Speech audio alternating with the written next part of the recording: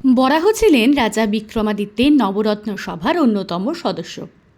তার জ্যোতিষ ভবিষ্যৎবাণী নিয়ে পুরাণে আছে নানা রহস্য।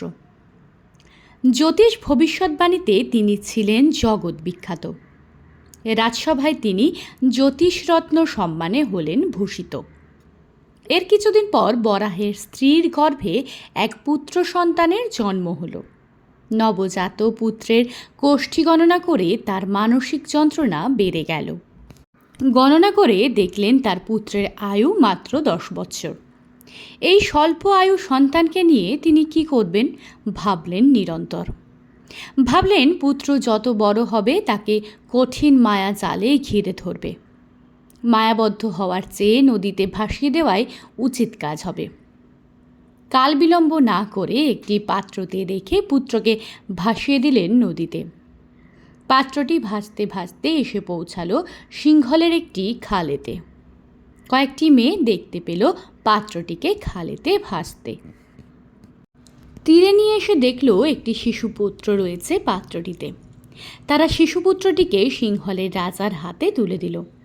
নিঃসন্তান রাজা ও রানী শিশুটিকে পেয়ে খুব খুশি হলো। রাজা ও রানী খুশি হয়ে শিশুটিকে মিহির বলে ডাকতে শুরু করলেন, আর ছোটবেলা থেকেই তাকে জ্যোতিষশাস্ত্রে পারদর্শী করে তুললেন। অনেক অপেক্ষা করেও রানীর গর্ভে কোনো সন্তানই এলো না। মিহির সংসারে আসার পর রানীর গর্ভে এলো এক কন্যা, তার নাম খনা।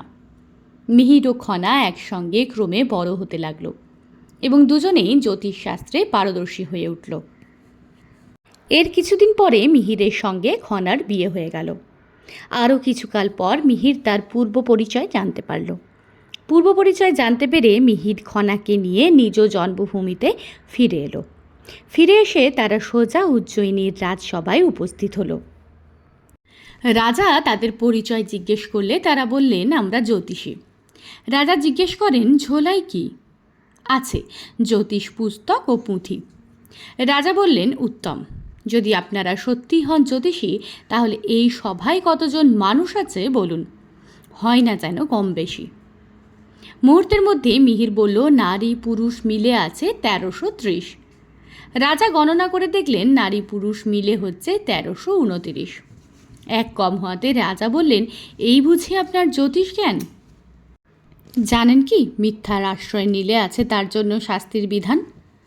তখন খনা বলে উঠল, ওই ভিক্ষুকের ঝোলায় এক শিশু আছে, ওকে নিয়ে হবে 30। ভিক্ষুক ছেলেটিকে চুরি করে এনেছে। একটু অপেক্ষা করুন, ছেলের পিতা এক্ষুনি আসবে আর তার চুরি হয়ে যাওয়া ছেলেকে ফিরে পাবে।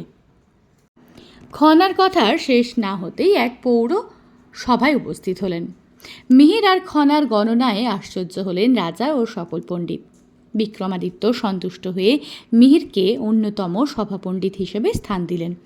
মিহির আর খনা রাজভবনের পাশে থাকার জন্য বাসস্থান পেলেন। রাজসভায় মিহির শ্রেষ্ঠ জ্যোতিষী হিসেবে বিবেচিত হল। মিহির আর খনার প্রশংসা দিকে দিকে ছড়িয়ে পড়ল। মিহির আর খনার প্রশংসা সহ্য করতে না পেরে বরাহ সভা ছেড়ে চলে গেলেন। এর দুদিন পর মিহিরের পরিচয় পেয়ে বিক্রমাদিত্য বরাহকে ডেকে পাঠালেন। বরাহ আসতেই বিক্রমাদিত্য বললেন, ওই যুবক এবং যুবতী আপনার পুত্র এবং পুত্রবধূ। কি বলছেন আপনি? হ্যাঁ, এটাই সত্যি। আপনি মানসিক দ্বন্দ্বে ভুগছেন শুধু শুধু।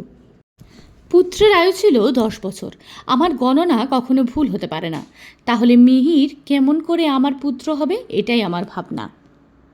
এমন সময় খনা উপস্থিত হয়ে বরাহকে বলে, পিতা, আপনার গণনায় কোথাও কোনো ভুল নাই। ছিল পুত্রের 100 বছর আয়ু। আপনি মিহিরের কোষ্ঠী বিচার করে 100 বছর যে অঙ্কপাত করেছিলেন, মক্ষিকার মুখের লালায় একটি শূন্য মুছে যাওয়ায় আপনি 10 বছর দেখেছিলেন। খনার কথা শুনে আনন্দে আত্মহারা হয়ে বরাহ এগিয়ে এলেন আর আনন্দাশ্রু নিয়ে মিহির আর খনাকে বুকের মাঝে টেনে নিলেন।